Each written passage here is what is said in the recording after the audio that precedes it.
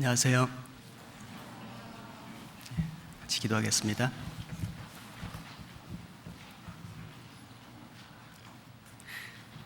사랑이 많으신 살아계신 우리 아버지 하나님, 감사드립니다. 하나님을 모르고 죄 가운데 방황하며 살아가던 저희들을 우리가 알지 못할 때 예수님 이 땅에 내려오셔서 십자가의 보혈로 우리를 구원해 주셨습니다. 그 은혜를 생각할 때마다 우리 하나님 정말 감사합니다. 구원받은 이후에도 주님의 몸된 교회 안에서 우리를 기르시며 양육하시며 인도해 주신 주님, 그 주님의 그 변함없는 사랑과 은혜로 말미암아 우리가 오늘 여기까지 신앙의 길을 잘 걸어올 수 있었습니다. 오늘 수요일 저녁에 주님의 구원받은 자녀들이 하나님의 말씀 앞에 함께 모였습니다.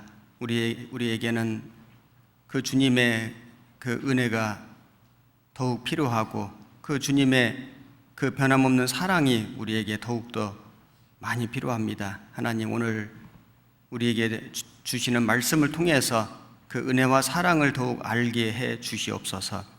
머리 숙여 기도하는 우리 형제 자매님들 중에 육신의 고난이나 또 믿음의 시험 속에서 힘들어하고 또 어려움을 겪는 분들이 있을 줄 압니다. 오늘 또 이 말씀을 통해서 우리에게 위로해 주시고 힘을 주시고 용기를 주셔서 불끈 일어나 더욱 믿음의 길을 굳건하게 걸어갈 수 있도록 도와주시옵소서. 우리에게 맡겨주신 주님의 사명을 주님 오시는 그날까지 잘 감당할 수 있도록 주님, 우리 모든 사람을 주님의 일꾼으로 귀하게 사용해 주시옵소서. 오늘 말씀의 모든 시종을 주 성령께 온전히 의지하고 부탁드립니다. 우리를 사랑하시는 우리 구주 예수님 이름으로 기도드렸습니다. 아멘. 누가복음 24장을 찾겠습니다.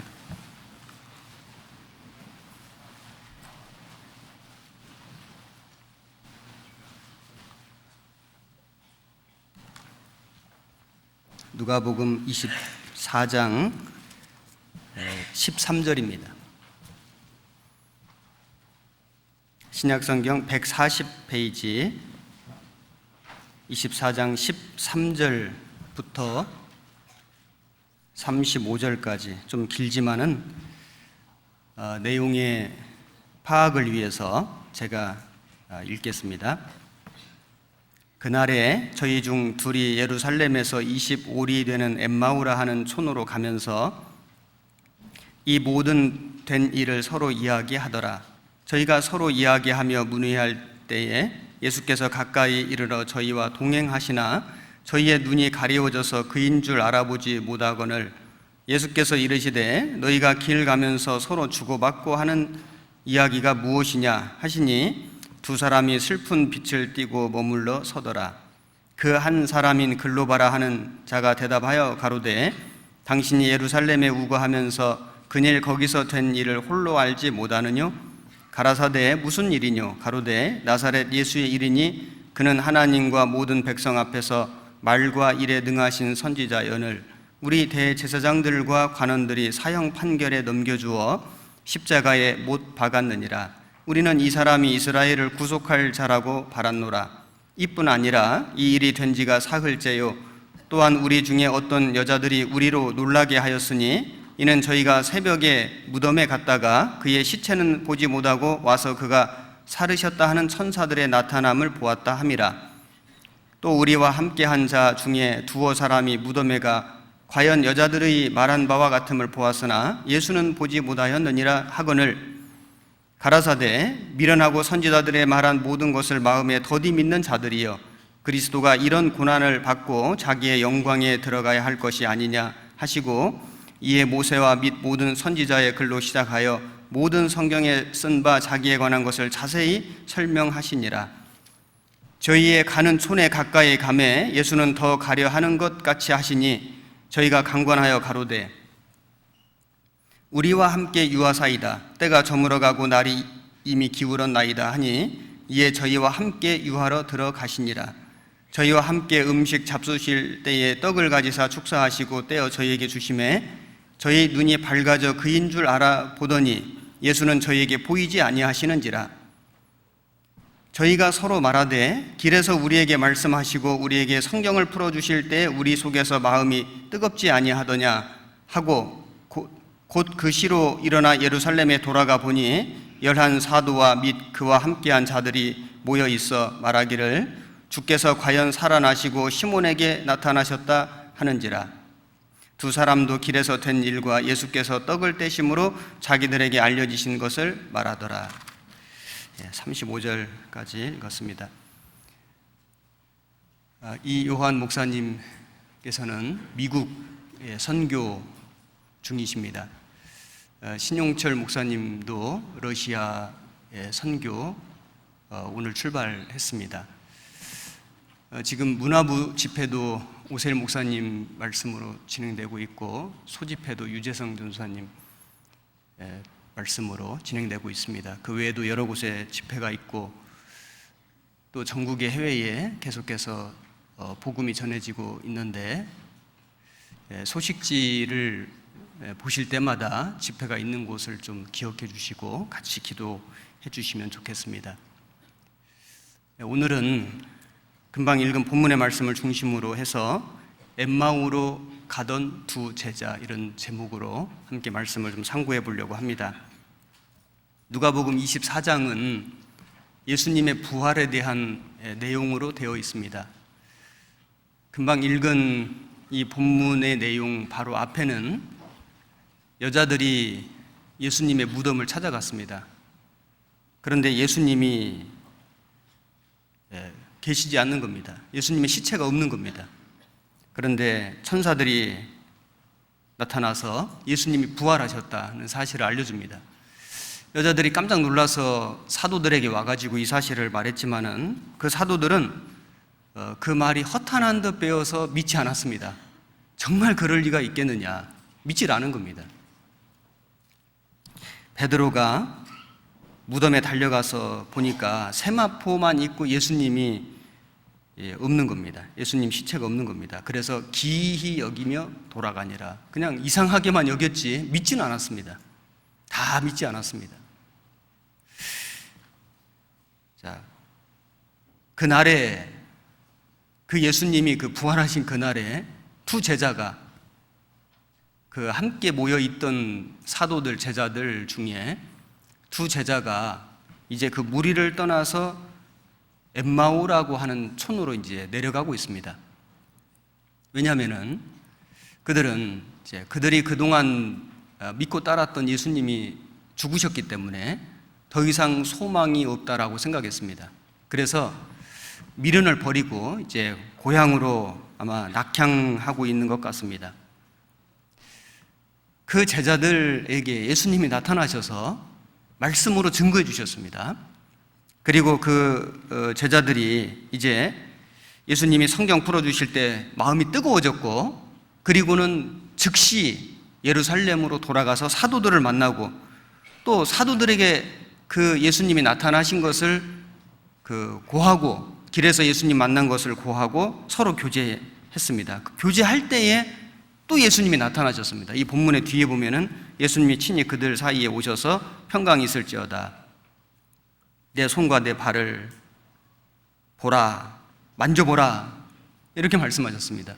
그리고 그들에게 성령 오실 때까지 이 성에 유하라 하시고는 복음 전파의 사명을 주시고 승천하셨습니다. 그 내용이 누가복음 24장에 아주 자세하게 나옵니다. 오늘은 그 중에서 그 두 제자가 엠마오로 가는 길에 그 예수님 만난 사건을 중심으로 해서 교훈을 좀 받아보려고 합니다. 13절 보시겠습니다. 그날에 제자들이 예루살렘을 떠나서 엠마오로 내려가는 그날이 언제냐면은 예수님 부활하신 날입니다.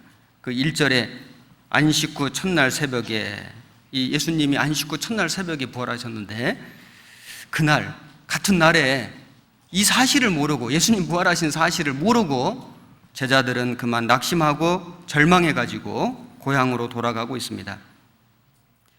저희 중 둘이, 여기 저희라는 것은 9절에 보면은 9절에 무덤에서 돌아가 이 모든 것을 11사도와 모든 다른 이에게 고하니, 여기 사도, 11사도와 함께 모여있던 제자들 중에 두 사람, 여기 한 사람 이름은 글로바라고 되어 있고 다른 한 사람 이름은 성경에 나오지 않습니다. 그 두 제자가 예루살렘에서 25리 되는 엠마오라 하는 촌으로 가면서, 25리라고 하는 그 원어를 찾아보면은 그 거리가 한 12km 정도 됩니다.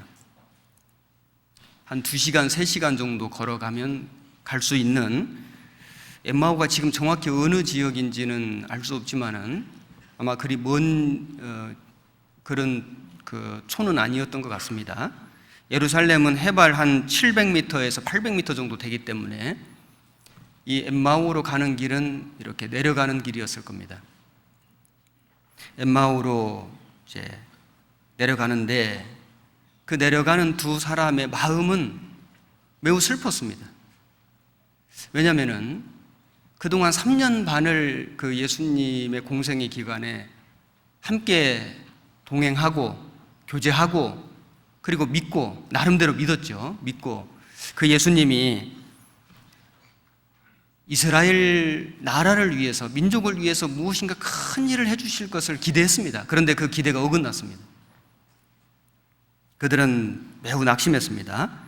그리고 그동안에 그들이 그 예수님을 믿고 따랐을 때는 그 예수님이 큰 일을 하셨을 때 어떤 얻어지는 그런 이익 같은 것도 기대했을 수 있습니다. 그런데 그 기대했던, 그 나름대로 믿었던 그 예수님이 너무나 허무하게 십자가에 죽으신 겁니다. 무덤에 들어가셨습니다. 그들은 그 예수님이 사흘 만에 부활될 것이다 약속을 여러 번 하셨는데, 그리고 여자들이 그 무덤에 가서 예수님이 안 계신다, 천사들이 그가 부활했다고 말했다는 것을 고했는데도 믿지 않았습니다. 믿지 않았기 때문에 그들의 마음은 아주 슬펐습니다. 그래서 17절에 보면, 17절 그 후반절에 보면은 두 사람이 슬픈 빛을 띠고 머물러 서더라. 얼굴에 그 슬픔이 묻어 나왔습니다.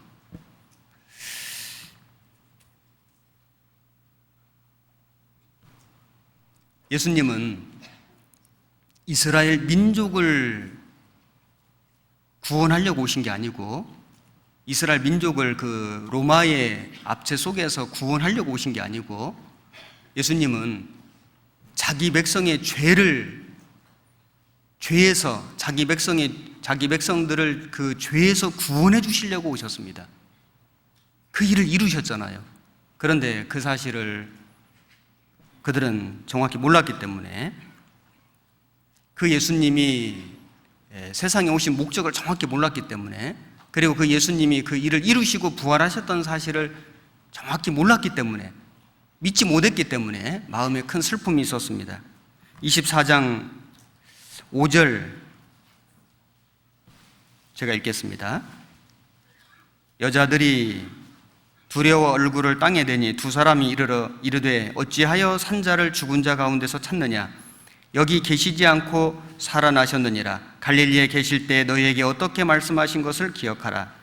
이르시기를 인자가 죄인의 손에 넘기워 십자가에 못 박히고 제3일에 다시 살아나야 하리라 하셨느니라 한데, 저희가 예수의 말씀을 기억하고 무덤에서 돌아가 이 모든 것을 11사도와 모든 다른 이에게 고하니, 이 여자들은 막달라 마리아와 요한나와 야고보의 모친 마리아라. 또 저희와 함께한 다른 여자들도 이것을 사도들에게 고하니라. 사도들은 저희 말이 허탄한 듯 빼어 믿지 아니하나 베드로는 일어나 무덤에 달려가서 굽으려 들여다보니 세마포만 보이는지라. 그 된 일을 기이 여기며 집으로 돌아가니라. 22절 또한 우리 중에 어떤 여자들이 우리로 놀라게 하였으니, 이는 저희가 새벽에 무덤에 갔다가 그의 시체는 보지 못하고 와서 그가 살으셨다 하는 천사들의 나타남을 보았다 함이라. 자, 여기에 보면 제자들은 그 여자들이 목격한 것을 듣고도, 그 천사가 말해준 것을 듣고도 허탄한 듯 베어 믿지 아니하나. 그리고 놀라기만 했습니다. 우리가 그 소식을 듣고 놀라기는 하였으나, 놀랄 뿐이었지, 기이 여길 뿐이었지 믿지는 않았습니다. 그래서 그들은 낙심할 수밖에 없었고 절망했습니다. 그리고 이제 흩어졌습니다. 이 두 제자도 이제 모든 것을 다 포기하고 미련을 버리고 이제 고향으로 아마 돌아가는 길이었을 것 같습니다. 그런데 그 믿음 없는 그 두 제자에게 예수님이 나타나 주신 겁니다. 예수님이 나타나셔서 그들에게 말씀을 가르쳐 주신 겁니다. 예수님을 증거해 주신 거예요. 그 예수님의 그 은혜, 예수님의 그 변함없는 사랑을 우리는 알 수 있습니다. 15절, 14절부터 제가 읽겠습니다. 이 모든 된 일을 서로 이야기하더라. 저희가 서로 이야기하며 문의할 때에 예수께서 가까이 이르러 저희와 동행하시나 저희의 눈이 가리워져서 그인 줄 알아보지 못하거늘 예수께서 이르시되 너희가 길 가면서 서로 주고받고 하는 이야기가 무엇이냐 하시니 두 사람이 슬픈 빛을 띠고 머물러 서더라. 자, 여기 보면 예수님께서 부활하셨습니다. 부활하셨기 때문에 이제 공생의 기간에 갖고 계셨던 그런 몸은 아니에요. 신령한 몸으로 이제 변화되신 겁니다. 그런 육신에 매여 있는 그런 상태가 아니신데도 불구하고 예수님은 이제 모든 것을 다 초월해서 이제 신령한 몸을 입으셨는데, 영광 중에 들어가셨는데도 불구하고 그 예수님이 다시 그 제자들을 찾아오셨다. 참 이걸 보면 예수님은 변함없는 사랑을 하고 계신 분이다는 걸 알 수 있습니다. 사람은 어떤 상황이 바뀌면은, 상황이 좋아지면은 뭐 높이 올라간다든지 아니면 아주 많은 재물을 얻게 된다든지, 여하튼 어떤 상황이 아주 좋아지면은 마음이라는 게 좀 바뀔 수도 있잖아요. 주님은 이제 육신을 벗고 신령한 몸, 영광스러운 몸을 입으셨지만은 그 사람을 사랑하는 마음, 그 제자들을 사랑하는 그 마음은 전혀 변함이 없었다는 걸 알 수 있습니다. 요한복음 13장에 보면은 세상에 있는 자기 사람들을 사랑하시되 끝까지 사랑하시니라. 끝까지 사랑하시니라. 그래서 이 두 제자에게 찾아와 주신 겁니다. 이 두 제자는 사도들도 아닙니다. 한 사람 이름은 글로바, 다른 곳에 이름이 안 나옵니다. 유명한 제자는 아닌 것 같습니다. 또 한 사람은 아예 이름이 없습니다. 아주 평범한 사람, 아주 어찌 보면 보잘것없는 그런 사람으로 보이는데, 그럼에도 불구하고 주님은 그 사람들에게까지 찾아와 주신 겁니다. 우리는 가끔 이런 생각을 하잖아요.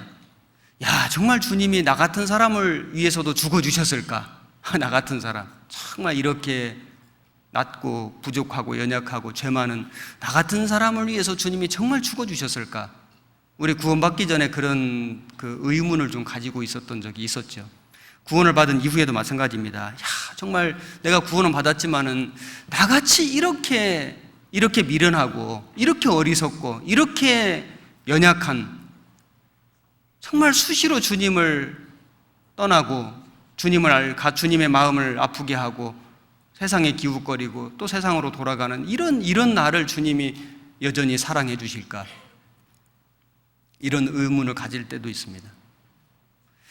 내가 교회 안에 있고 또 봉사도 하고 있지만은 참 내가 나를 봐도 너무 부족한데, 그런데 정말 주님이 나 같은 사람을 사용해 주실까? 나 같은 사람을 통해서도 주님이 일하실까? 동행해 주실까? 이런 의문을 가질 때도 있습니다. 주님은 어떤 분이시냐면은 낮고 천한 사람을 구원해 주시고, 죄 많은 사람을 구원해 주시고, 동행해 주시고, 하나님의 일꾼으로 삼아 주시는 분입니다. 고린도후서, 여기 누가복음 24장에 좀 줄을 넣어서 표시해 주시고 고린도후서 7장을 찾겠습니다. 7장 6절 292페이지 6절 한 절만 같이 읽겠습니다. 그러나 비천한 자들을 위로하시는 하나님이 기도의 오므로 우리를 위로하셨으니, 여기 보면 하나님은 어떤 하나님이시냐면은 비천한 자들을 위로하시는 하나님이다. 비천한 자들, 세상에서 아주 낮춤을 받는, 세상에서는 아주 업신여김을 받는 그런 사람을 위로하시는 하나님이 기도의 오므로 우리를 위로해 주셨다. 갈라디아서 2장도 찾겠습니다.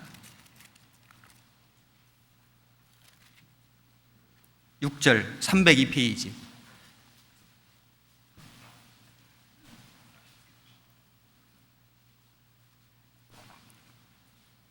2장 6절 한 절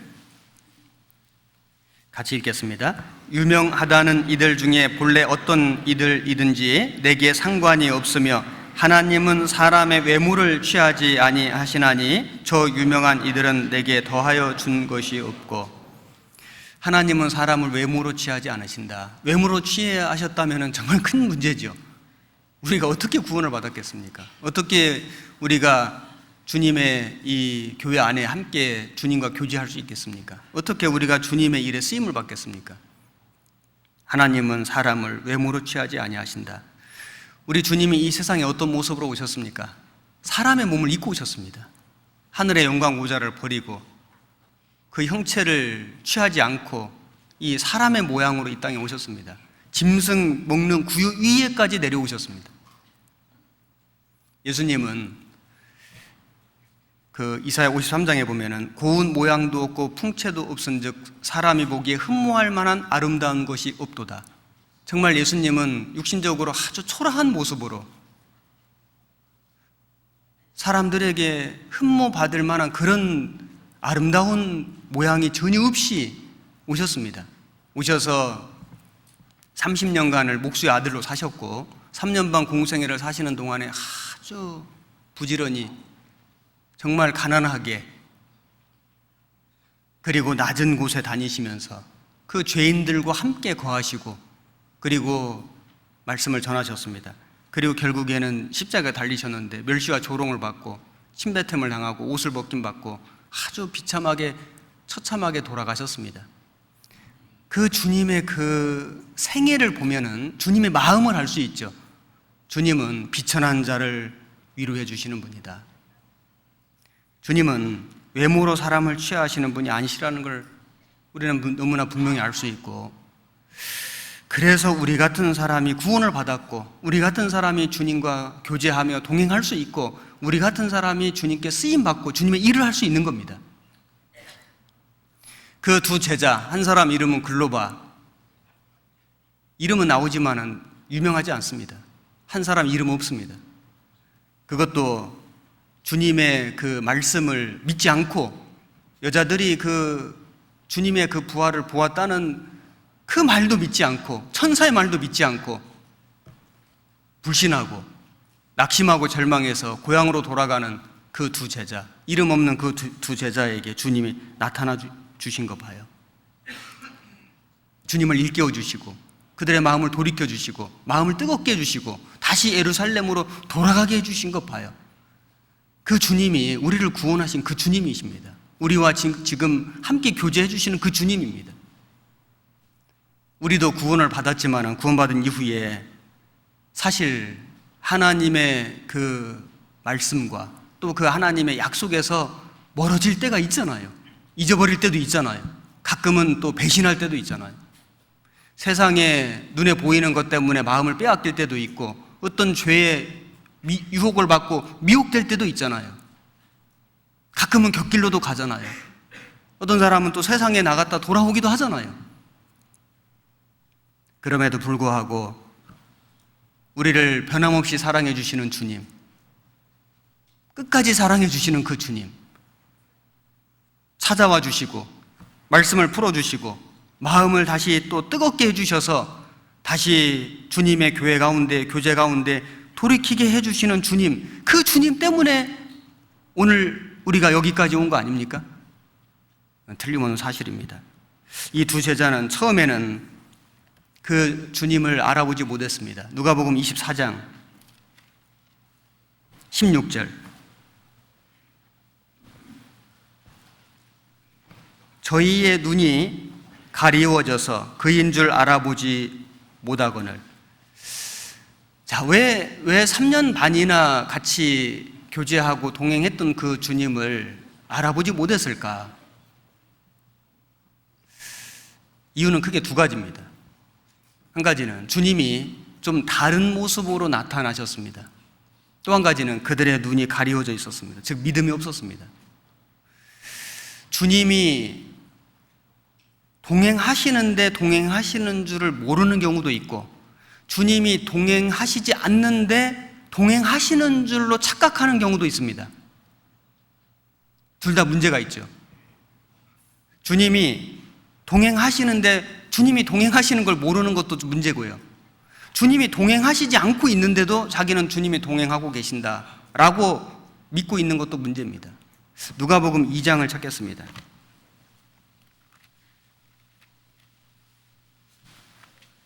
이 장 42절.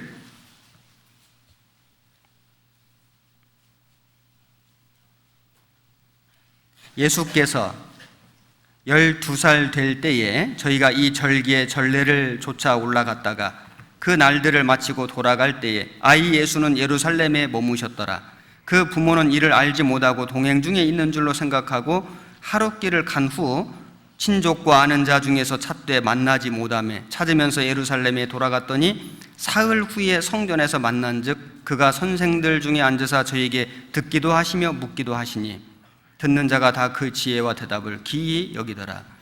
이 예수님의 부모가 육신의 부모죠. 그 절기에 예수님을 데리고 12살 된 예수님을 데리고 이제 예루살렘에 올라갔습니다.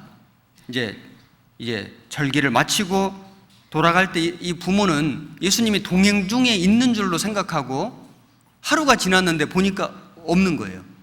그래서 깜짝 놀래가지고 다시 이제 예루살렘으로 돌아가서 사흘 후에 찾았는데 성전에서 찾은 겁니다.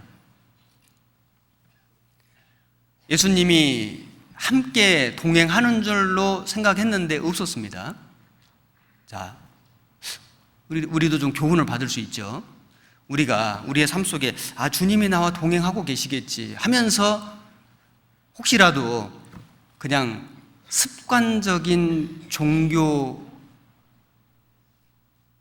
생활에 물들어 있다면은 예수님이 동행하시겠지, 내가 교회도 나오고 나름대로 맡겨진 봉사도 하고 있고 주님이 나와 동행하고 계시겠지, 습관적인 종교 생활에 물들어 있으면서 주님이 참으로 나와 같이 안 계신다면은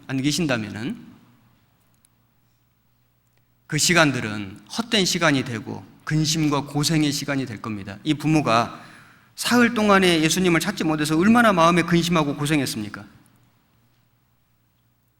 주님이 우리와 동행하지 않으시는데도 어떤 이유로 동행하지 않으실 수 있잖아요.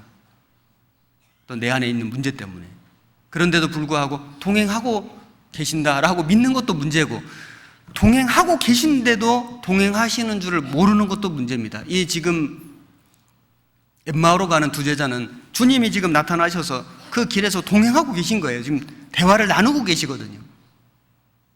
그런데도 불구하고 예수님인 줄 알아보지를 못했습니다. 알아보지 못한 이유는 두 가지인데, 예수님이 좀 다른 모습으로 나타나셨습니다. 마가복음 16장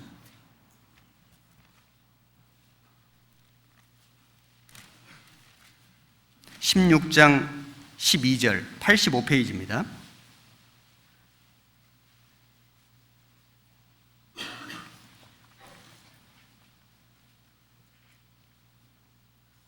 (16장 12절) 그 후에 저희 중 두 사람이 걸어서 시골로 갈 때에 예수께서 다른 모양으로 저희에게 나타나시니, 여기 다른 모양으로 저희에게 나타나시니, 마가복음에서는 이 내용이 아주 짧게 요약되어서 나타나고 있는데, 여기 보면 다른 모양으로 나타나셨다. 그러니까 평소에 예수님의 모습과는 좀 다른 모습으로 그들에게 나타나셨기 때문에 몰라볼 수 있었을 겁니다.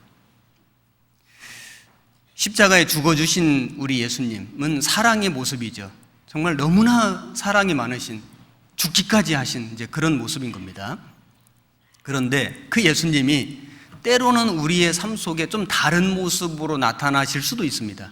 좀 엄하신 모습으로, 때로는 아주 무서운 모습으로, 때로는 징계하시는 모습으로, 채찍을 들고 계신 모습으로 나타날 수 있잖아요.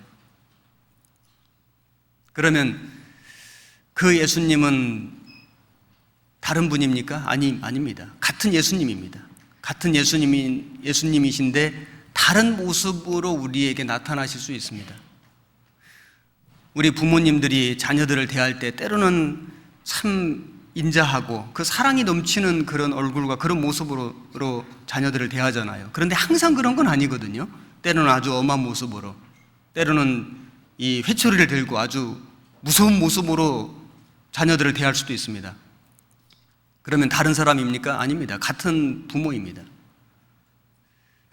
그 마음의 중심에는 여전히 사랑이 있습니다.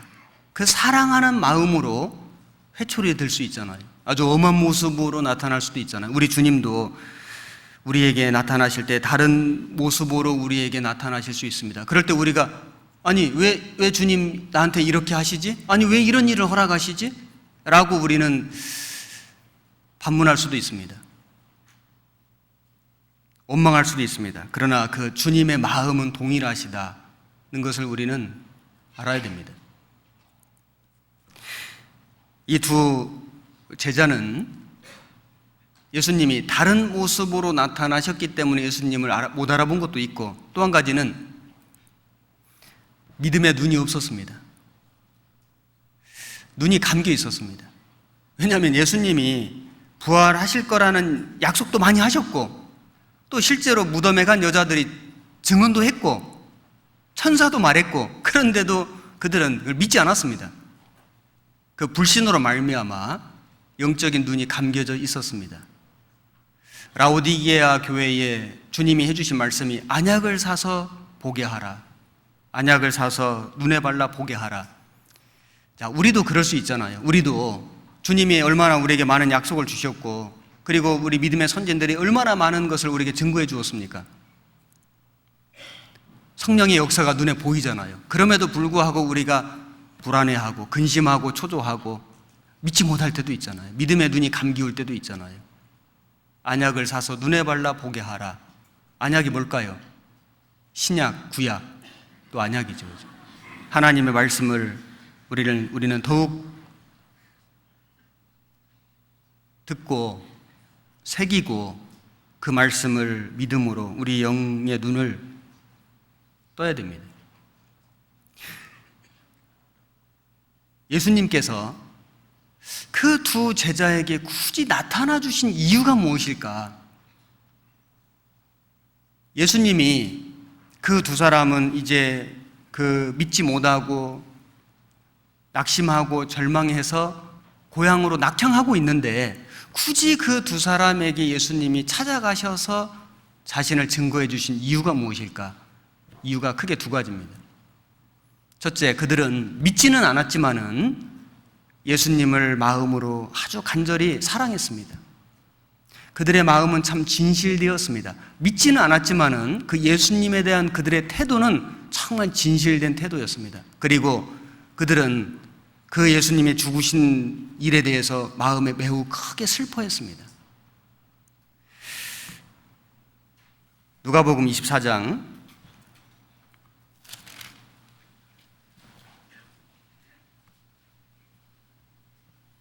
17절, 예수께서 이르시되 너희가 길 가면서 서로 주고받고 하는 이야기가 무엇이냐 하시니 두 사람이 슬픈 빛을 띠고 머물러 서더라. 여기 보면 길 가면서 서로 주고받고 하는 이야기가 무엇이냐, 그들은 비록 믿지는 않았지만은 예수님에 대한 아주 진실한 태도를 갖고 있었기 때문에, 그들의 마음 속에는, 생각 속에는 예수님으로 가득 차 있었기 때문에 그 엠마오로 가는 길에서 계속 예수님에 대한 이야기를 하고 있었던 겁니다. 주고받고 하는 이야기가 무엇이냐. 그래서 이제 글로바가 쭉 말을 하는데 그 전부 예수님 이야기거든요. 사람은 마음 속에 있는 것이 이 대화 속에 나오도록 돼 있습니다. 자기 관심 있는 것을 말하게 돼 있잖아요. 어떤 사람이 돈 버는 일에 관심이 많다. 그러면은 뭐 입만 열면은 뭐 주식이 어떻고 뭐 부동산이 어떻고 뭐 어디에 투자를 해야 되고 뭐 그런 말이 뭐 나올 겁니다. 아마 우리 형제 자매님들 세상에서 직장 생활 하시고 뭐 동료들이나 세상 사람들을 같이 만나면은 전부 입에서 나오는 말이 아마 그런 말일 겁니다. 어떤 사람이 먹는 것에 관심이 많다면은 어디 가니까 무슨 맛집이 있고 무슨 요리법을 뭐 배웠는데 뭐 오늘 가서 뭘 해보고 전부 그런 이야기일 겁니다. 어떤 사람이 여행에 관심이 많다면 뭐 어딜 갔는데 뭐가 좋고 뭐 해외 여행을 가고 전부 그런 이야기일 겁니다. 어떤 사람이 스포츠에 관심이 많다면 전부 뭐 대화가 뭐 야구 이야기, 축구 이야기, 골프 이야기일 겁니다. 사람은 마음속에 생각이 그 관심 있는 그것이 대화의 주제로 나오도록 되어 있습니다. 이 엠마오로 가는 이 두 제자는 비록 믿지는 않았지만은 예수님의 부활을 믿지는 않았지만은 그러나 그들의 마음속에는 예수님이 가득 차 있었습니다. 그래서 그들은 그 예수님에 대한 이야기를 주고받으면서 계속 그 길을 걸어가고 있었습니다. 여러분, 우리는 주로 무엇에 대해서 이야기하고 있을까요? 구원받은 그리스도인들은 함께 만나면, 교제하면 주로 무엇에 대해서 우리가 함께 이야기해야 할까요? 물론 그리스도인들도 세상 사는 이야기를 할 수 있지요. 전혀 그런 이야기를 하지 않고 살 수는 없습니다. 하지만은 우리가 공식적인 모임에서 또는 뭐 비공식적인 모임이라도 구원받은 형제 자매님들이 만난다면은 예수님에 대한 이야기, 성경에 대한 이야기, 또 교회에 대한 이야기, 전도에 대한 이야기가 주를 이루는 것이 맞을 겁니다. 그것이 합당할 겁니다. 혹시라도 구원받은 형제 자매님들이 함께 모였는데 뭐 부동산 이야기, 주식 이야기, 그 다음에 무슨 골프 이야기, 스포츠 이야기, 뭐 세상 뭐 살아가는 이야기로 이 대화가 이루어진다면 좀 그건 정말 슬픈 일입니다. 그런 이야기를 전혀 하지 않을 수는 없습니다. 필요한 이야기가 있죠. 하지만은 그런 세상 이야기들이 우리 대화의 주가 되어서는 안 될 겁니다. 이 두 제자는 비록 믿지는 않았지만은 예수님에 대한 진실한 태도를 가지고 있고 마음속에 정말 예수님에 대한 생각뿐이었습니다. 그리고 그 예수님이 십자가에 죽으신 일에 대해서 매우 슬퍼하였습니다. 그래서 얼굴에 그 슬픔이 드러났습니다. 우리는 무엇 때문에 슬퍼하고 있습니까? 자기 영혼의 문제 때문에 슬퍼하는 사람은 자기 영혼의 기쁨을 얻게 될 겁니다. 예수님 때문에 슬픔을 겪고 있는 사람은 그 예수님 때문에 기쁨을 얻게 될 겁니다.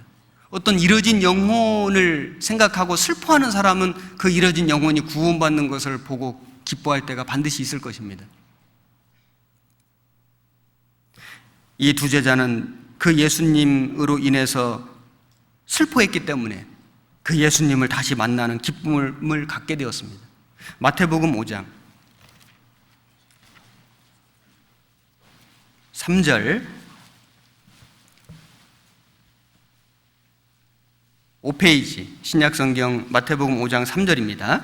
심령이 가난한 자는 복이 있나니 천국이 저희 것이미요 애통하는 자는 복이 있나니 저희가 위로를 받을 것이미요 온유한 자는 복이 있나니 저희가 땅을 기업으로 받을 것이미요 의에 줄이고 목마른 자는 복이 있나니 저희가 배부를 것이미요 긍휼히 여기는 자는 복이 있나니 저희가 긍휼히 여김을 받을 것이미요 10절입니다.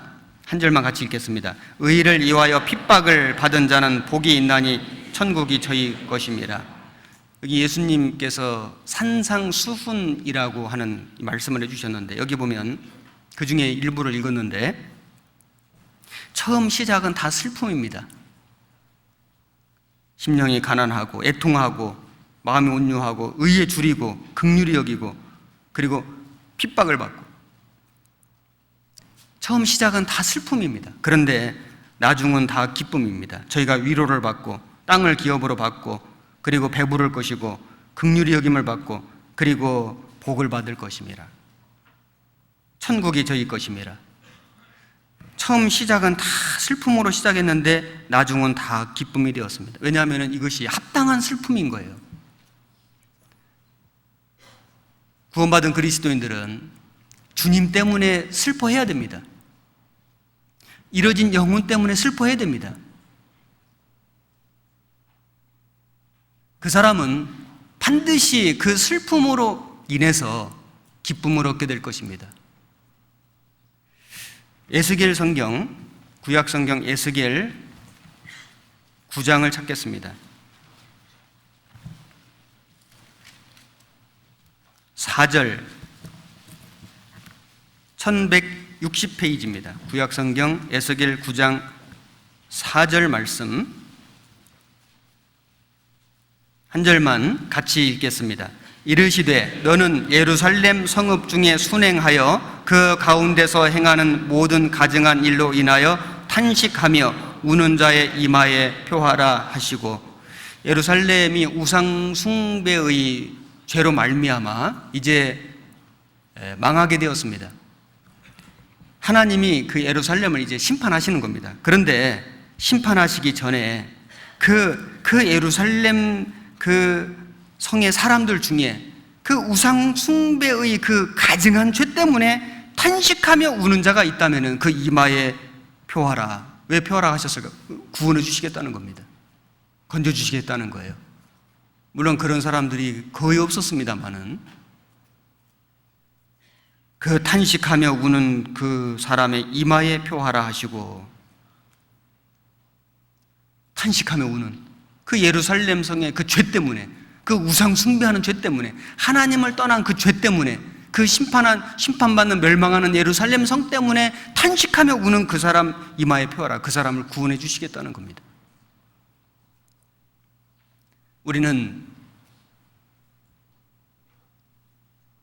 죄악에 충만한 세상에 살고 있습니다. 우리는 이 죄악에 충만한 세상 속에 그 이뤄진 영혼들을 보고 우리는 탄식하며 우는 심정을 가져야 됩니다. 이 세상에 얼마나 우상 숭배가 만연하고 있지 않습니까? 기독교인이라 하지만은 사실은 거듭난 기독교인이 아닌 무늬만 그리스도인이 너무나 많습니다. 외식입니다. 위선입니다. 우리는 탄식하며 우는 심정을 가져야 됩니다. 거짓되고 타락한 기독교, 정말 부패한 기독교의 모습들이 우리 주변에 얼마나 많습니까? 탄식하며 우는 심정을 가져야 됩니다. 구원받았다고 하지만은 구원받은 사람처럼 살지 못하는 우리 주변의 사람들도 있습니다. 우리는 그들의 그 영혼을 생각하며 탄식하며 우는 심정을 가져야 됩니다. 구원을 받았지만은 여전히 올바로 살지 못하고 힘있게 살지 못하는, 그리고 죄가 충만한 세상, 우상 숭배가 만연한 세상을 보고도 아무런 탄식이 없는, 울지 않는, 이뤄진 영혼을 보고도 탄식하며 울지 않는 나를 보고, 나라고 하는 사람의 그 심령을 생각하고 우리는 또 탄식하고 울어야 됩니다.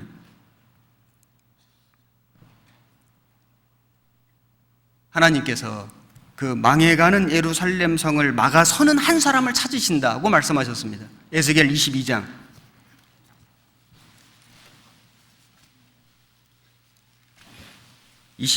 30절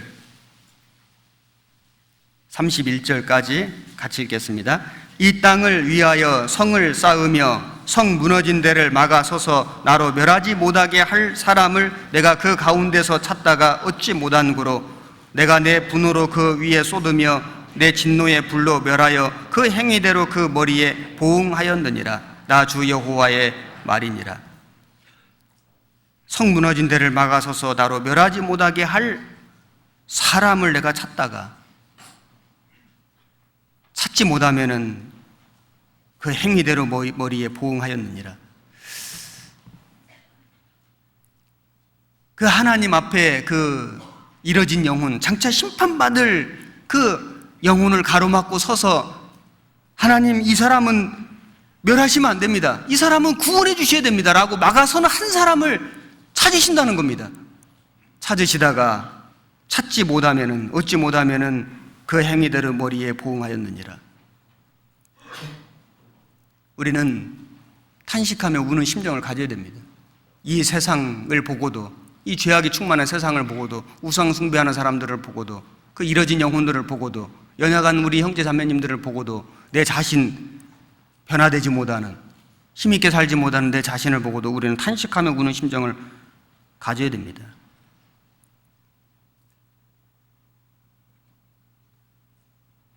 눈물이 없는 것은 불행한 일입니다. 마음속으로 울지 못하는 그리스도인은 사실은 능력이 없습니다. 눈물을 흘리며 씨를 뿌리러 가는 자는 기쁨으로 거두리로다. 울며 씨를 뿌리러 나가는 자는 정령 기쁨으로 그단을 가지고 돌아오리로다. 눈물입니다. 그리스도인들에게는 탄식과 눈물이 필요합니다. 누가복음 24장 본문 18절입니다. 그 한 사람인 글로바라 하는 자가 대답하여 가로되 당신이 예루살렘에 우거하면서 그일 거기서 된 일을 홀로 알지 못하느뇨? 여기 예수님께서 질문하시니까 글로바가 말하기를 당신이 예루살렘에 우거하면서 그일 거기서 된 일을 홀로 알지 못하느뇨? 자, 우리는 이 말씀을 통해서도 교훈받을 수 있습니다. 구원받지 못한 사람에게 이렇게 적용해 볼 수 있죠. 당신은 하나님이 만드신 영혼을 가지고 평생 살면서도 어찌 하나님을 알지 못하느냐?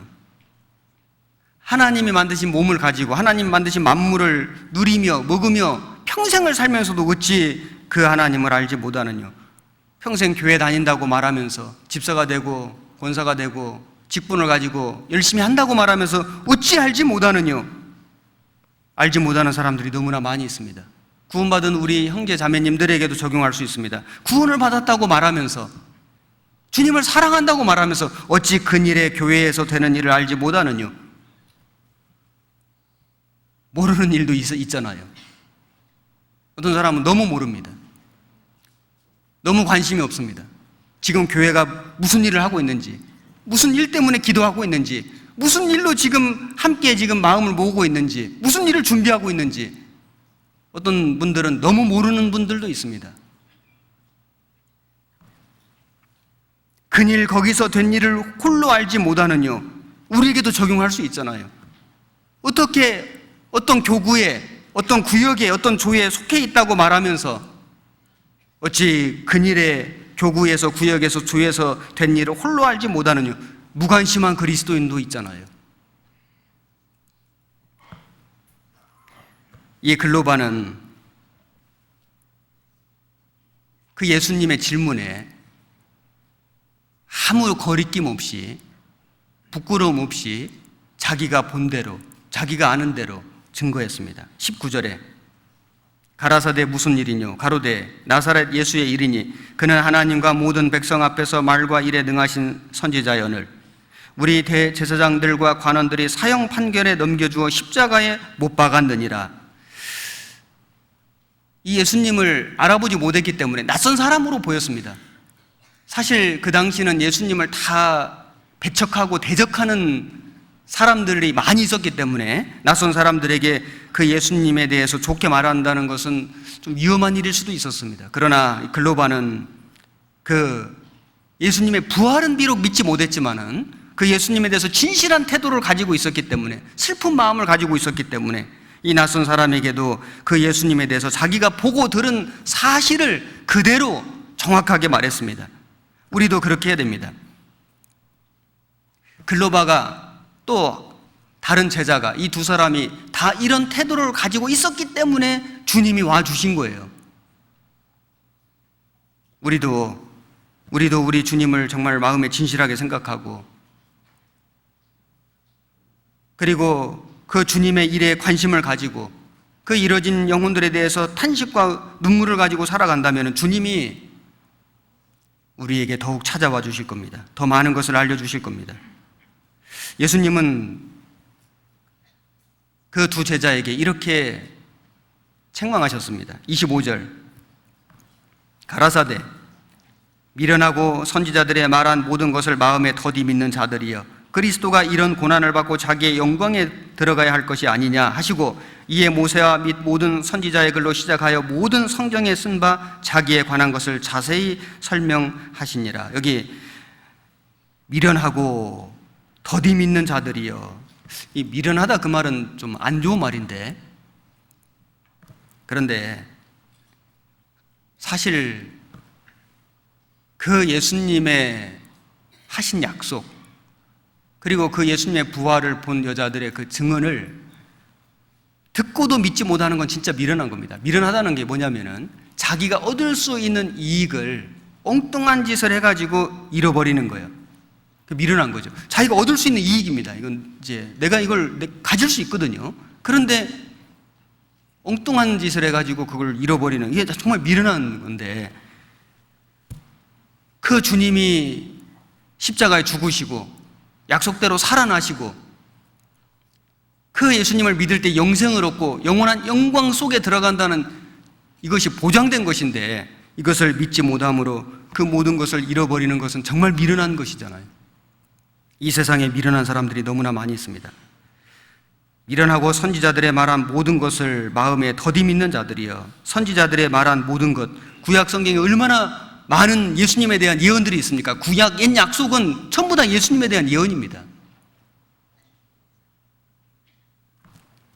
예수님의 초림과 재림에 대해서 얼마나 많은 약속이 있습니까? 그런데 그것을 더디 믿었습니다.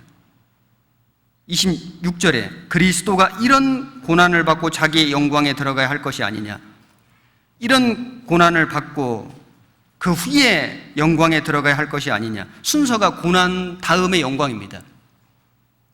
이것을 유대인들은 많이 오해했습니다. 착각했습니다. 예수님의 초림과 재림, 고난과 영광이잖아요. 창세기에 보면은 천지를 창조하실 때 저녁이 되며 아침이 되니, 저녁이 되며 아침이 되니, 유대인들은 하루가 시작이 저녁입니다. 그래서 저녁부터 아침으로 나아갑니다. 유대인들 외에 거의 모든 나라들은, 우리나라도 마찬가지지만 하루가 아침부터 저녁입니다. 세상은 우리에게 좋은 것을 먼저 줍니다. 마귀는 우리에게 좋은 걸 먼저 줍니다. 그런데 결국 멸망이거든요. 하나님은 우리에게 고난을 먼저 주시는 거예요. 그런데 나중에는 영광입니다.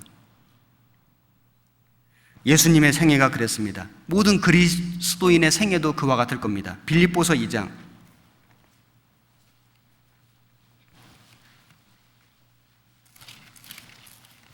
빌립보서 2장 8절입니다. 319페이지.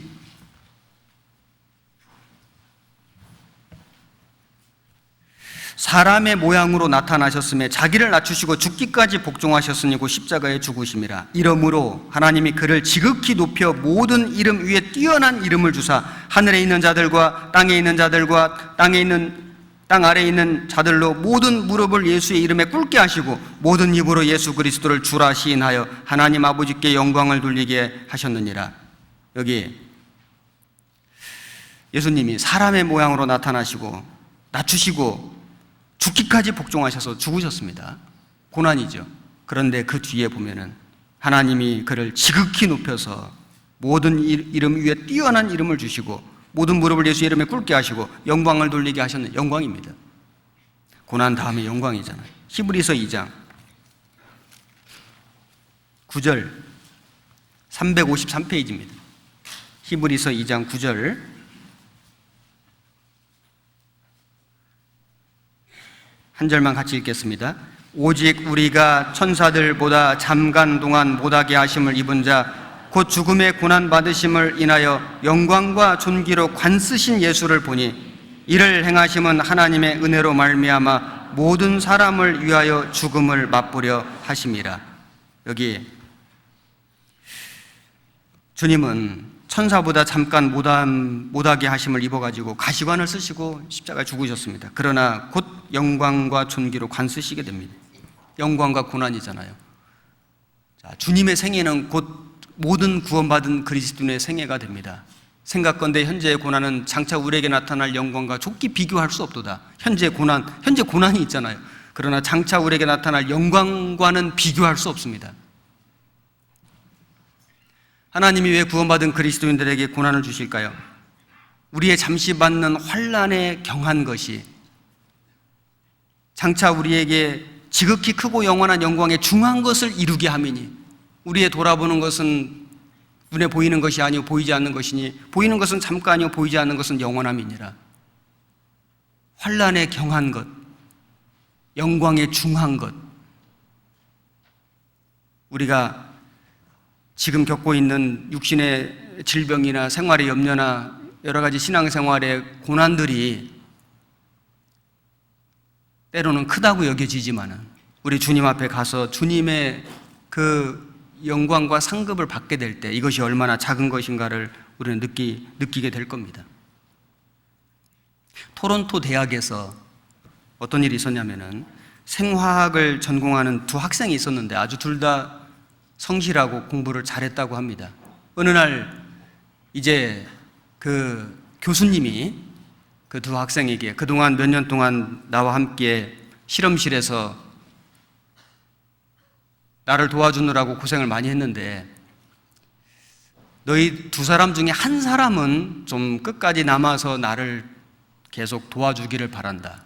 내가 지금 하고 있는 실험이 있는데, 중요한 실험이 있는데 이것을 너희 두 사람 중에 한 사람은 끝까지 도와주기를 바란다. 이렇게 요청을 했답니다. 그런데 그 중에 한 사람은 이제 빨리 실험실을 벗어나서 이제 의사도 되고 돈도 많이 벌고 장가도 가고 좋은 자동차도 타고 편히 살고 싶었습니다. 그래서 이제 실험실을 나갔고 한 학생은 끝까지 남아서 그 교수님을 돕게 되었습니다. 몇 년이 지난 후에 그 실험실을 나간 학생이 이제 나름대로는 세상에서 이제 출세해서 살고 있는데 어느 날 신문을 보니까 그 함께 공부하다가 그 남았던 그 학생 이름이 신문에 나온 겁니다. 이름이 찰스 허버트 베스트인데 주임 교수와 함께 인슐린을 개발해가지고 노벨상을 탄 거예요. 내가 남을 걸. 내가 남았다면 내가 노벨상 타는 건데. 그 잠깐 고난, 그 잠깐의 고난을 싫어했습니다. 이 세상의 영광도 그러하다면은 우리가 주님 앞에 가서 받을 영원한 영광을 생각하면 지금 우리에게 주어진 고난이 사실은 어떤 분들에게는 작은 게 아니거든요. 육신의 질병도 있고 가족의 아픔도 있고 생활의 문제도 있고요. 신앙생활 중에 정말 많은 환난과 핍박이 있는 분들도 있습니다. 그러나 주님이 장차 우리에게 주실 그 영원한 영광에 비한다면 그것은 환난의 지극히 작은 것, 잠깐 고난이라고 성경에 말씀했습니다. 그것을 생각할 때 우리는 위로가 됩니다. 석유 재벌이 된 존 맥칼리라고 하는 사람이 원래 전공이 지질학인데 전공을 살려가지고 폐광을 사들여가지고 석유 시추 사업을 이제 벌였습니다. 돈을 많이 끌어들여가지고 이제 자본을 이제 이 투자를 받아가지고 석유 시추 사업을 했는데 2,000m를 내려가도 석유가 한 방울도 안 나오는 겁니다. 그래서 이제 빚더미 올라앉았습니다. 빚쟁이들이 막 난립니다. 너무 괴로웠습니다. 차라리 죽고 싶다. 자살을 시도했는데 죽는 것도 마음대로 안 됐습니다. 그래서 낙심하고 있다가 이 사람이 이제 결심하기를 내가 이왕 이렇게 된 거 한번 죽을 때까지 한번 더 파보자. 땅이나 한번 죽도록 파보자. 해가지고는 20m를 더 팠는데 석유가 콸콸 나오는 겁니다. 2,000m를 파도 한 방울도 안 나오던 석유가 겨우 20m 더 파니까 콸콸 나오는 거예요. 우리는 지금까지 열심히 살았습니다. 우리 구원받고 신앙생활 하면서 나름대로는 정말 우리 다 최선을 다해서 열심히 살았습니다. 그런데 어떤 분들은 너무 지치고 때로는 낙심하고 때로는 절망할 수도 있습니다. 그러나 여기서 중단해서는 안 되죠. 우리 신앙의 걸음은 주님 오시는 날까지 걸어가야 됩니다. 사사기에 보면은 기드온의 300용사가 피곤하나 따르며, 그 잠언에 보면은 현숙한 여인이 후일을 웃으며, 우리는 피곤하지만은 끝까지 주님을 따라가야 되고, 그리고 우리는 지금 웃는 사람이 아니고 후일을 웃는 사람들이다. 이걸 좀 생각해 보고 주님 오시는 그날까지 우리 이 신앙의 그 걸음을 더욱 우리가 좀 분발해서 힘을 내서 끝까지 함께 가야 하겠습니다. 누가복음 24장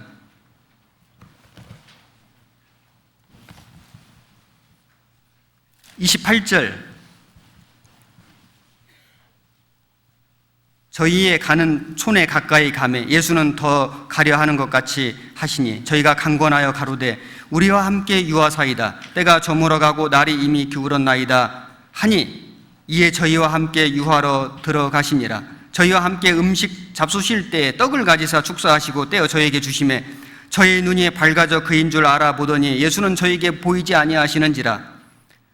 저희가 서로 말하되 길에서 우리에게 말씀하시고 우리에게 성경을 풀어주실 때 우리 속에서 마음이 뜨겁지 아니하더냐 하고 곧 그 시로 일어나 예루살렘에 돌아가 보니 11 사도와 및 그와 함께한 자들이 모여있어 말하기를 주께서 과연 살아나시고 시몬에게 나타나셨다 하는지라. 두 사람도 길에서 된 일과 예수께서 떡을 떼심으로 자기들에게 알려지신 것을 말하더라. 자, 여기 보면 28절에 저희의 가는 촌에 가까이 가매 예수는 더 가려 하는 것 같이 하시니. 왜 이렇게 하셨을까요? 예수님이 말씀하신 건 아니에요. 그런데 그 엠마오 촌에 가까이 가는데 예수님은 더 가려 하시는 것 같은 어떤 행동을 취하시는 겁니다. 왜 그렇게 하셨을까요? 주님은 강권하는 사람에게 더 가까이 하십니다. 강권하는, 그러니까 간구하는 사람. 여기 저희가 강권하여 가로되 우리와 함께 유하사이다. 주님은 어떤 사람에게 더 가까이 하시면 강권하는 사람, 간청하는 사람이요, 간절히 원하는 사람, 그 사람에게 가까이 하십니다. 그 사람과 함께 동행하시고 그 사람과 함께 유하십니다. 우리가 주님의 축복을 받기를 원한다면 우리는 주님께 강권해야 됩니다. 주님, 우리와 함께, 나와 함께 유하사이다. 그래서 주님이 저희와 함께 유하러 들어가시니라. 예수님의 이름이 두 가지잖아요. 하나는 예수고 저희 백성을 죄에서 구원할 자이심이라, 구원이란 뜻이죠. 하나는 임마누엘입니다. 하나님이 저희와 함께 계시다 함이라. 임마누엘. 어떤 분은 주님 이름이 임마누엘이라고 하니까 굉장히 좋아하시더라고요. 자기가 임신데 예수님이 임마누엘이시라고. 그 웨스트민스터 사원에 가면은 그 잔 웨슬리 형제의 그 기념비가 있는데 거기 요한 웨슬레가 했다는 말이 3마디가 기록되어 있답니다. 첫째는 세계는 나의 교구다. 이거 아주 유명한 말이죠. 우리가 익히 들어서 알고 있습니다. 또 한 가지는 하나님께서는 당신의 일꾼을 땅에 묻으시나 하나님께서는 그 일은 계속해 나가신다. 주님의 일꾼은 죽을 수가 있지만은 하나님은 그 일을 계속해 나가신다. 세 번째 말이 이 세상에서 가장 좋은 것은 하나님께서 우리와 함께 하시는 것이다. 이 요한 웨슬레의 유명한 3마디 말이 그 기념비에 기록되어 있답니다. 세상에서 가장 좋은 것은 우리 하나님이 나와 함께 계시는 것이다. 여기 이 두 제자가 무엇을 간청했습니까? 주님, 우리와 함께 유하사이다. 우리와 함께 유하사이다. 우리도 이렇게 주님께 간청해야 되지 않겠습니까? 주님, 나와 함께 계셔 주십시오. 우리와 함께 계셔 주십시오. 주님은 우리가 주님께 그렇게 간청하기를 갈망하기를 우리 주님은 기다리십니다. 원하십니다. 그 기다리고 원하는 사람에게 함께 해주시는 것입니다. 옛날에 효성이 지극한 세 사람이 있었는데 임금님의 부름을 받았습니다. 그래서 임금님 말하기를 당신들은 부모를 섬기는 효성이 아주 지극하니 소원을 한 가지씩 들어주겠소. 그러더니 첫 번째 사람이 뭐라고 얘기했냐면 임금님 저는 대궐 같은 집을 한 채 지어주십시오. 두 번째 사람 말하기를 평생 먹을 곡식을 곡간에 넣어주십시오. 세 번째 사람 말하기를 임금님 우리 집에서 딱 하루만 주무시고 가주십시오. 이런 겁니다. 그 말을 듣고 주변의 사람들이 혀를 끌끌 찼습니다. 아이고 저런 어리석은 사람 다시 없는 기회를 놓쳐버렸군. 그런데 이제 임금님이 세 사람의 소원을 다 들어주셨거든요. 근데 이제 세 번째 사람 소원이 딱 하루 이제 이 사람 집에 가서 주무시는 것인데 임금님이 주무시려고 가려고 보니까 길이 너무 좁은 겁니다. 그래서 길을 대로로 내준 겁니다. 주무시려고 가보니까 집이 너무 초라한 겁니다. 그래서 대궐 같은 집을 하나 지어줬습니다. 거기에 온갖 세간살이를 다 넣어줬습니다. 그리고 평생 먹을 곡식까지 곡간에 다 채워줬습니다. 임금님 하루만 저희 집에서 주무셔 주셨으면 좋겠습니다. 그런데 온갖 복을 다 받았습니다. 우리가 세상에 어떤 좋은 것을 주님께 구하는 것보다 주님 나와 함께 유하사이다. 우리와 함께 유하사이다. 그것이 더 큰 축복받는 비결입니다. 주님은 두 제자에게 나타나 주셨을 때 신령한 몸으로 나타나 주셨습니다. 31절 저희 눈이 밝아져 그인 줄 알아보더니 예수는 저에게 보이지 아니하시는지라. 보일 수도 있고 안 보일 수도 있는 몸입니다. 갑자기 나타나십니다. 벽을 통과해서 들어오시는 분입니다. 신령한 몸으로 변화되신 주님, 부활의 주님이십니다.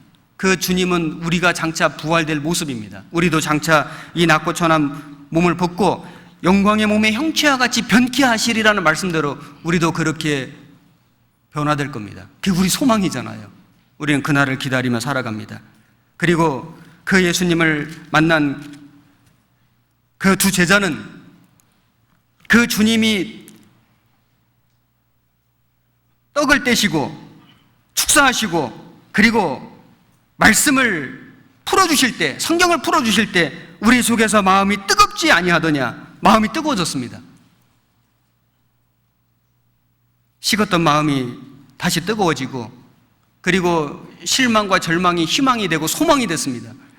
가만히 있을 수가 없었습니다. 그래서 곧 예루살렘으로 돌아갔습니다. 33절 곧 그 시로 일어나 예루살렘에 돌아가 보니 11 사도와 및 그와 함께한 자들이 모여 있어 말하기를 주께서 과연 살아나시고 시몬에게 나타나셨다 하는지라. 여기 예루살렘에 돌아갔습니다. 즉시 돌아갔습니다. 엠마오에 더 이상 머물러 있을 수가 없었습니다. 그랬더니 그 사도들도 또 그 함께한 그 제자들도 모여 있어서 말하기를 우리 주님이 살아나시고 베드로에게 나타나셨다. 그들도 부활하신 주님을 봤습니다. 그 엠마오로 가던 두 제자도 그 길에서 부활하신 주님을 봤습니다. 그들은 서로 본 주님을 서로 교제했습니다. 큰 기쁨이 되었습니다. 이보다 더 큰 기쁨이 어디 있을까요? 믿음의 교제예요. 우리도 인생 길에서 또 신앙생활의 길에서 우리 주님을 만나잖아요. 나를 찾아와 주시는 주님, 떡을 떼어주시고 축사해 주시고 그리고 말씀해 주시고 성경을 풀어주시는 주님, 그 주님을 만날 때 우리 마음이 뜨거워지지 않습니까? 언제 우리 마음이 뜨거워질까요? 우리 주님의 말씀을 들을 때요. 우리 주님의 역사를 우리가 목격할 때, 그 주님께서 우리에게 주신 그 말씀으로 우리의 소망을 일깨워 주실 때 우리 마음이 뜨거워집니다. 뜨거워진 사람은 세상으로 돌아갈 수가 없거든요. 세상으로 돌아가다가도 다시 교회로 돌아갑니다. 다시 주님께로 돌아갑니다. 다시 믿음으로, 교제로 함께 수고하고 희생하고 헌신하고 전도하는 자리로 돌아가게 돼 있습니다. 큰 기쁨이 있었습니다. 이거보다 더 큰 기쁨이 무엇이 있을까요? 학개 선지자는 이스라엘 민족이 포로에서 돌아왔을 때 여러 가지 어려움이 있었습니다. 그런데 학개 선지자가 하나님의 말씀을 전할 때 백성들의 마음이 흥분되었다고 되어 있습니다. 흥분되어서 그 성전 재건하는 일을 완성할 수 있었습니다.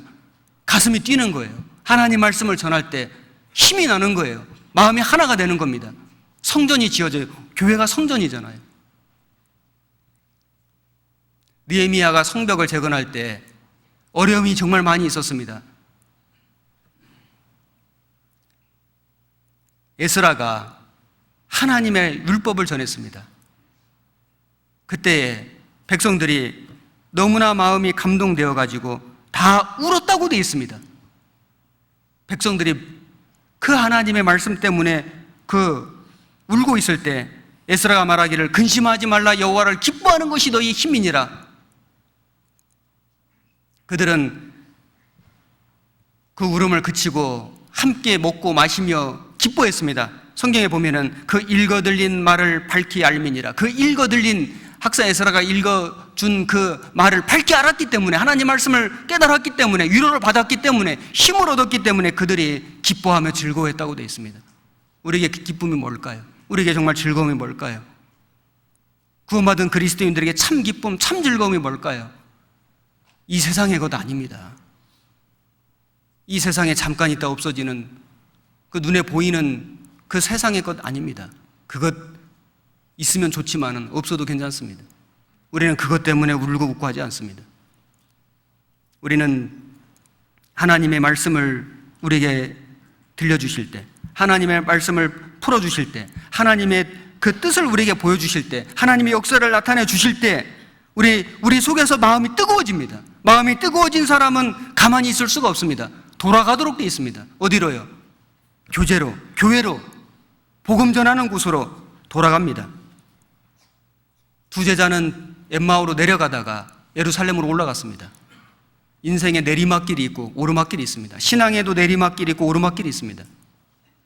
두 제자는 예수님이 돌아가신 줄 알고 자기들의 소망이 다 없어진 줄 알고 낙심하고 절망해서 엠마오로 내려가고 있다가 주님을 만나서 주님의 말씀을 풀어주시자 마음이 뜨거워져서 다시 예루살렘으로 올라갔습니다. 우리는 내려가는 신앙이 아니라 올라가는 신앙이 되어야 됩니다. 이스라엘에 보면은 갈릴리 호수 있잖아요. 요단강을 타고 내려오면 사해바다입니다. 사해바다는 염분이 보통 바다의 6배, 8배입니다. 물고기 한 마리도 못 삽니다. 죽음의 바다입니다. 물고기가 물결을 거슬러 올라가면은 생명의 호수입니다. 내려가면은 죽음입니다. 죽음. 우리의 신앙은 내려가는 신앙이 돼서는 안 되죠. 내려가는 건 쉽습니다. 가만히 있으면 내려갑니다.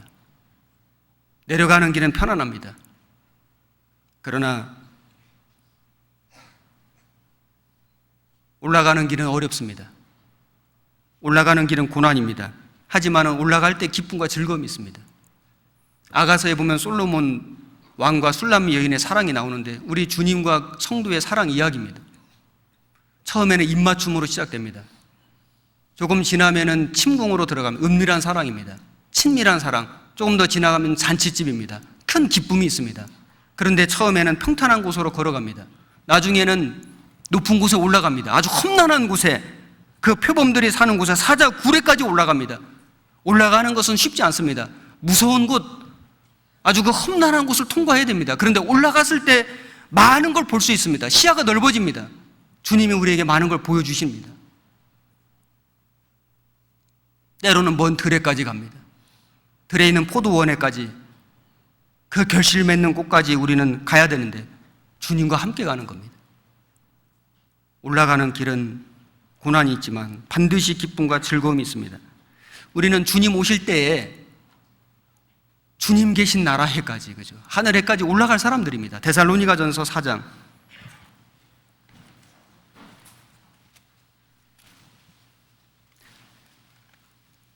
데살로니가전서 4장 16절입니다.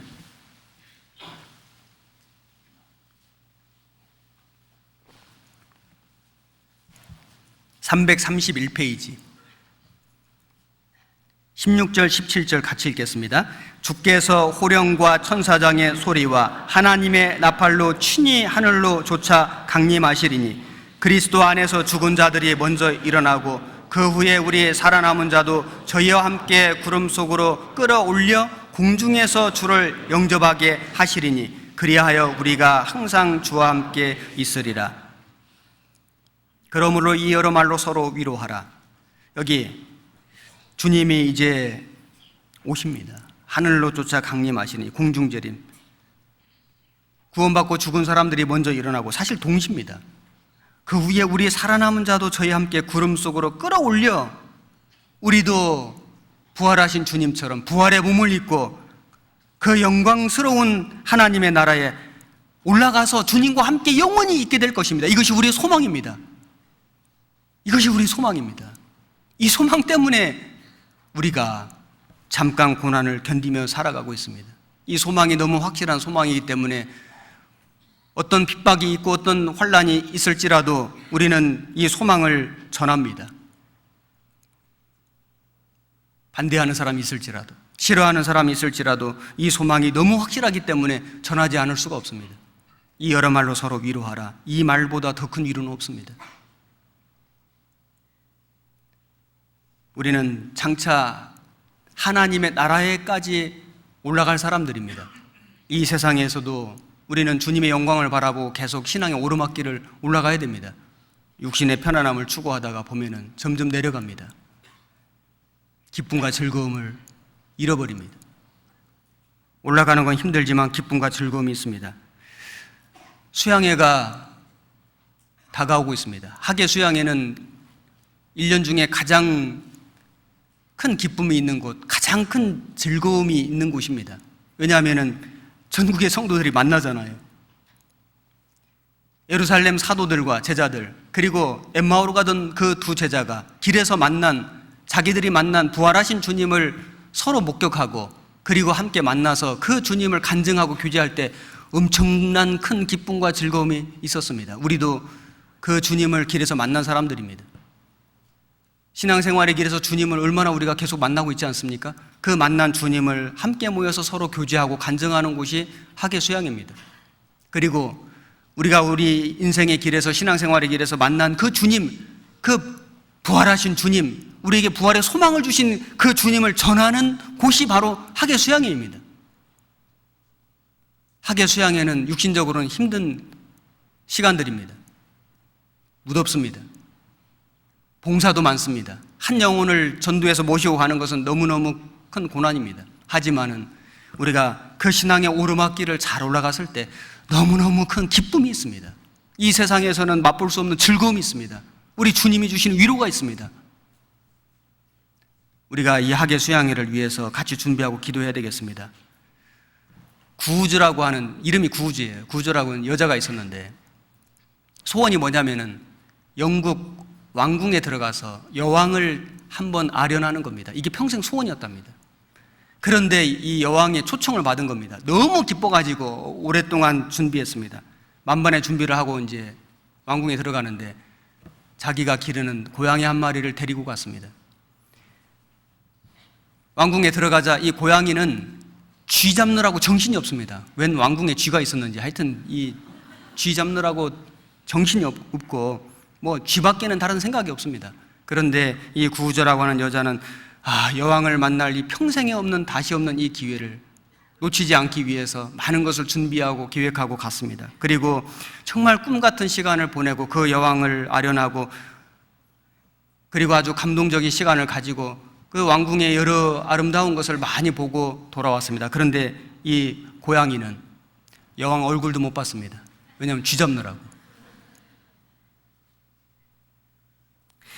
우리는 만왕의 왕이신 주님을 본 사람들입니다. 우리는 그 주님을 계속 봐야 됩니다. 이 세상에 얼마나 많은 사람들이 그 만왕의 왕 되신 주님, 그 부활하신 주님, 그 영광스러우신 주님, 우리에게 소망을 주신 그 주님을 아련할 수 있는 기회가 있는데도 불구하고 이 세상의 헛된 것에 정신이 팔려가지고, 눈이 팔려가지고 정말 그 주님을 한 번도 보지도 못하고 듣지도 못하고 만나지도 못하고 그 영광을 얻지도 못하고 죽어가는 인생들이 너무나 많이 있습니다. 정말 너무나 안타까운 일입니다. 통탄할 일입니다. 슬픈 일입니다. 눈물 날 일인 거예요. 우리는 이 땅에 왔다가 한번 가야 됩니다. 누구를 만나고 갈 것인가? 무엇을 하다 갈 것인가? 무엇을 남길 것인가? 정말 이건 우리에게 주어진 숙제입니다. 우리는 주님을 만나야 되고, 우리는 주님과 동행해야 되고, 주님과 교제하고, 주님을 만난 사람들과 함께 힘을 모으고 마음을 모아서 이뤄진 영혼들에게 그 부활의 주님의 소망을 전해야 됩니다. 그게 우리의 사명입니다. 우리의 본분입니다. 이번 학예 수양회를 위해서도 우리가 함께 마음을 모으고 전도하는 거 힘들지만은 주님 주시는 기쁨과 즐거움을 마음에 기대하고 함께 기도하고 준비해야 되겠습니다. 같이 기도하겠습니다. 우리를 사랑하시는 살아 역사하시는 하나님 아버지, 정말 감사드립니다. 인생의 길에서 우리 주님을 만나게 하시고 계속해서 우리 믿음의 길 가운데 우리 주님께서 동행해 주시고 또 우리에게 나타나 주시고 우리에게 성경을 풀어주시는 주님, 정말 감사드립니다. 우리 주님께서 그 말씀을 풀어주실 때 우리가 뜨거운 마음을 가지고 또 서로 간증하며 교제하며 전도하며 살아갈 수 있게 도와주시옵소서. 미국에 또 러시아에 선교 중이신 이화 목사님, 신용철 목사님, 또 홍정현 목사님 함께 해주시고 복음이 전해지는 전국의 전 세계의 모든 교회마다 주님 함께 해주시고 전도하는 모든 우리 형제 자매님들에게 함께 해주셔서 우리가 그 주님의 일에 쓰임받게 하시고 한 영혼이라도 더 건질 수 있도록 주님 도와주시옵소서. 우리 모두를 그 주님의 복음의 역사에 귀하게 사용해 주시옵소서. 이제 준비하고 있는 학예 수양에도 주님께서 함께 해주시고 큰 복음의 역사를 나타내 주심으로 우리에게 기쁨과 즐거움이 되게 해 주시옵소서. 우리의 남은 모든 삶을 주님의 자비로우신 손길에 의지하고 부탁드립니다. 우리를 사랑하시는 우리 구주 예수님 이름으로 기도드렸습니다. 아멘.